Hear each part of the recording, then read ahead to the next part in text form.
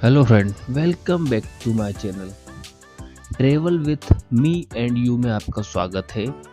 ये मेरा नया चैनल है और ये मेरे चैनल का फर्स्ट वीडियो है, तो मैं कोशिश करूँगा कि आप लोगों को मेरा बनाया गया वीडियो काफ़ी अच्छा लगे और जिस वजह से आपको इसको लाइक, शेयर और सब्सक्राइब करना है। और अगर नहीं भी अच्छा लगे तो लाइक, शेयर, सब्सक्राइब तो ज़रूर करिए, क्योंकि इससे क्या है, मेरे को थोड़ी सी वो मिलेगी, जोश आएगा कि हाँ, किसी ने तो मेरा वीडियो लाइक, शेयर, सब्सक्राइब किया। और नेगेटिव कमेंट, पॉजिटिव कमेंट जैसे डालना है आप डालिए, क्योंकि मेरे को इससे सीखने को मिलेगा। क्या है कि सिंपली जब तक आप मुझे सिखाएंगे नहीं, मैं सीखूंगा कैसे। अपन बात कर रहे हैं एक ऐसी लोकेशन की जो हम, आप और ओवरऑल कोई भी बंदा है या बंदी है वो जाना जरूर चाहेगा, क्योंकि ये एक लोकेशन ऐसी है कि आप एक बार अगर वहाँ गए कि दोबारा इस लोकेशन पे जाऊं। तो मैं बात कर रहा हूँ नैनीताल की।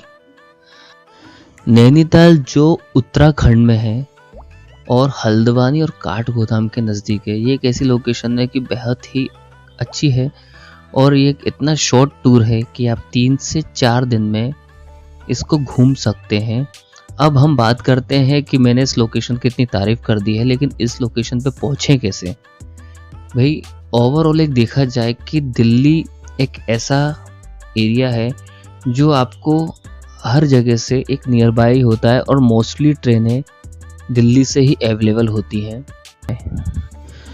दिल्ली से नैनीताल जाने का सबसे बेस्ट ट्रेन है शताब्दी, जो मॉर्निंग में 6:20 पर दिल्ली से चलता है और समथिंग 11 या 12 बजे के आसपास दोपहर में आपको हल्द्वानी या काठगोदाम उतार देगा, क्योंकि वो ट्रेन दोनों स्टॉपेज लेती है। आपको जहां उतरना है वो आपका फाइनल है। और ये ट्रेन इसलिए बेस्ट है क्योंकि आपने देखा होगा, आप किसी भी लोकेशन पे जाते हैं जो आपका टाइम डिसाइड है उससे 1-2 घंटे ऊपर नीचे हो जाता है वहां तक पहुंचने में। और आप पहुंचते हैं, मान के चलिए आपने जैसे इवनिंग का टाइम लिया और आप गए, तो उस टाइम पे कई बार क्या होता है कि हम होटल ऑनलाइन बुक नहीं करते हैं, उधर ही जाके करते हैं। और उधर जाने के बाद क्या होता है कि कई परेशानियों का सामना करना पड़ता है, जैसे इवनिंग में कि होटल नहीं मिल रहे हैं या फिर बहुत से होटल ऐसे होते हैं कि हम उसको नोटिस नहीं कर पाते हैं। तो सिंपली ये ट्रेन क्या है कि 12-1 बजे के आसपास पहुंचेगी और उधर से आपको एक टैक्सी हायर करना पड़ता है, जो नॉर्मली समथिंग 500 के आसपास हो जाता है। जब मैं गया था तब 500 का था, अभी शायद उधर का किराया बढ़ चुका है, तो समथिंग 1000 रुपये का टैक्सी है। आप अगर शेयरिंग लेते हैं तो सिंगल पर्सन 250-300 होता है, और अगर आप 4 लोग हैं तो आप एक टैक्सी हायर कर सकते हैं जो 1100-1200 रुपये लेगा। टैक्सी हायर करने के बाद आपको समथिंग 2-2.5 घंटे के आसपास आप नैनीताल पहुंच जाएंगे।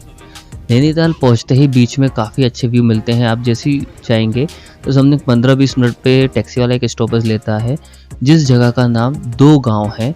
वहाँ पे आप एक हल्का सा रिफ्रेशमेंट ले सकते हैं। उसके बाद टैक्सी कंटिन्यू चलेगी और समथिंग 1-1.25 घंटे में आपको टैक्सी नैनीताल पहुँचा देगी। नैनीताल पहुँचने के बाद हमारे को एक प्रॉब्लम फेस करना पड़ती है। अगर आपने ऑनलाइन बुकिंग करी तो कोई इशू नहीं, अगर नहीं करी है तो उसके लिए सबसे पहले क्या होता है, होटल देखना। और अगर आप टैक्सी में जा रहे हैं तो टैक्सी वालों का होटल का कमीशन बना रहता है कि अगर वो आपको होटल में ले जा रहे हैं तो उनका भी कमीशन बनता है। तो आप अवॉइड करिए कि टैक्सी वाले के थ्रू होटल ना देखें, और अगर देखें तो आप उसको पहले ही बता के रखिए कि भाई आपका बजट 900 से 1000 रुपये है। तो वो ऐसे होटल दिखाएगा जो आपको अच्छे लग भी सकते हैं और नहीं भी लग सकते। और अगर अच्छे लगे तो भाई हमें तो 800 से 1000 रुपये के आसपास देना है, उसका कमीशन बने या ना बने हमें उससे मतलब नहीं है।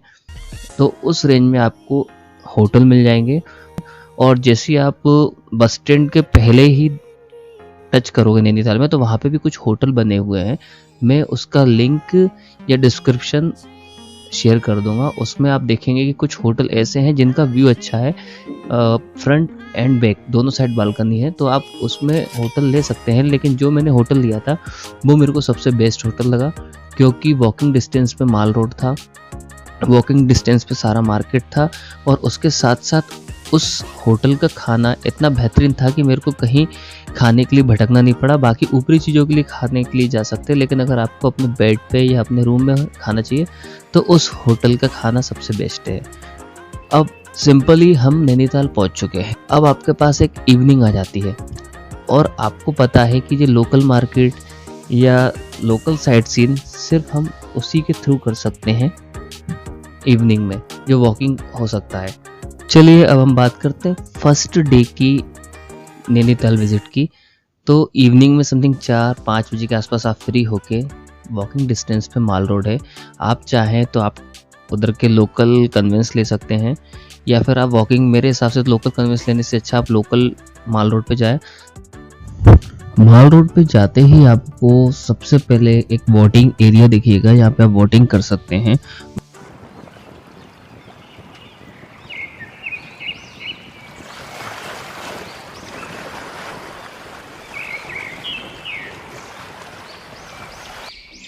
उसके बाद नैना देवी टेम्पल है, जिसके लिए नैनीताल फेमस है।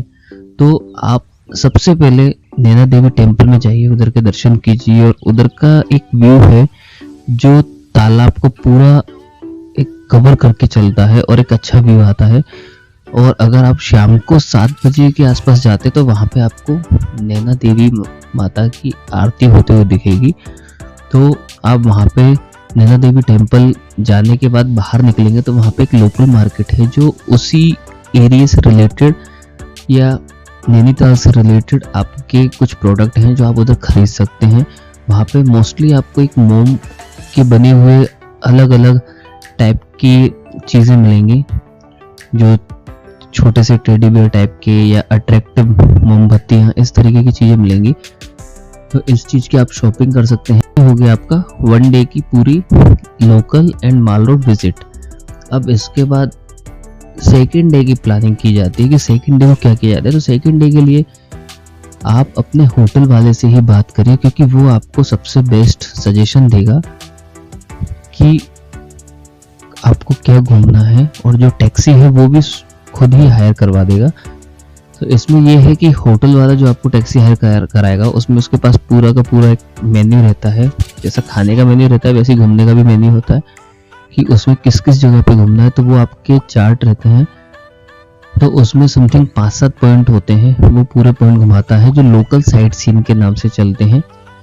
अप्रोक्स 40 to 50 किलोमीटर का रहता है ओवरऑल।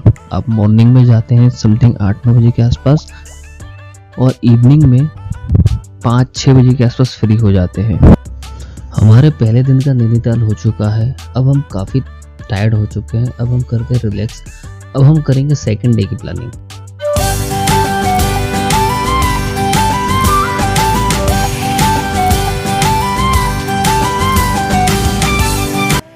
सेकंड डे के लिए नॉर्मली हमारे को अपने होटल वाले से ही बात करना है जो हमें टैक्सी हायर करके देगा, और उसकी लिस्ट में जो मेन चीज़ रहती है वो रहता है cape garden, horse riding, lovers point, suicide point and Nainital view, Himalaya Darshan. ये सारी चीज़ें जो है समथिंग 2-3 घंटे के अंदर क्लोज हो जाती हैं।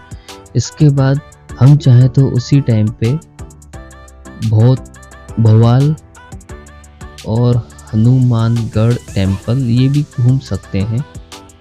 इसी तरीके से होटल वाले के पास ये पूरा चार्ट अवेलेबल रहता है, तो हम जिस तरीके से अपना प्लान या शेड्यूल तैयार करना चाहें उस तरीके से हम घूम सकते हैं। और नॉर्मली ये 2-3 दिन का प्लान रहता है। इसके साथ साथ नैनीताल में एक जू भी है जो काफ़ी अच्छा है, और नैनीताल लेक से समथिंग थोड़ा ऊंचाई पे है, जिसके लिए नॉर्मली उन्हीं के तरफ से एक शेयरिंग टैक्सी चलती है जिसका 125 के आसपास 1 पर्सन का किराया है लाने ले जाने का। उसके बाद जू का 100 रुपये के आसपास टिकट लगता है।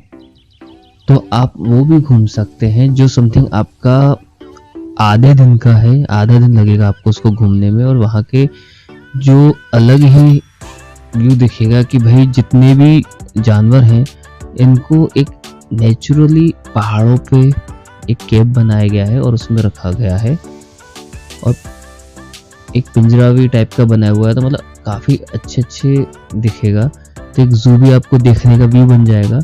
और उसके साथ साथ चर्च भी है, जो आप चर्च भी घूम सकते हैं। और नॉर्मली 4-5 दिन के अंदर आप पूरा नैनीताल घूम सकते हैं, और उसके बाद वापस आप अपने मन भर के घर जा सकते हैं। लोकल साइट सीन के बीच में एक छोटे सा ताल भी है, यहाँ पे आप बोटिंग भी कर सकते हैं। एक ट्यूब वाला भी है जिसमें आप अंदर बैठ के, जो अंदर का छोटा सा ताल बना हुआ है उसमें भी घूम सकते हैं।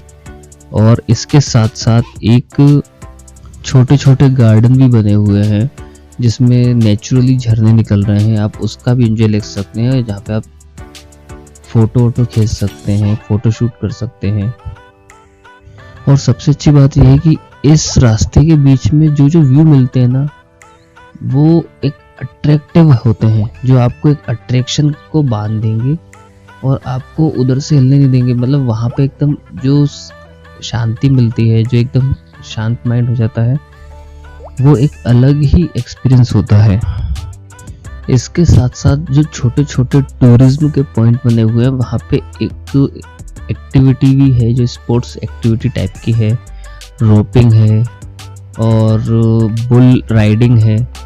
ये भी आप एक एक्सपीरियंस ले सकते हैं जो काफ़ी अच्छा है और आपकी एक मेमोरी में फीड होने वाला है। तो फाइनली नैनीताल का ये हो गया व्यू कंप्लीट, और मैं घूम के आ चुका हूँ। अब आप भी बताइए कि आपको वहाँ घूम के कैसा लगा, और अगर आपको मेरा चैनल अच्छा लगा हो या मेरा वीडियो अच्छा लगा हो तो प्लीज़ मेरे चैनल को लाइक, शेयर और सब्सक्राइब कीजिए। धन्यवाद।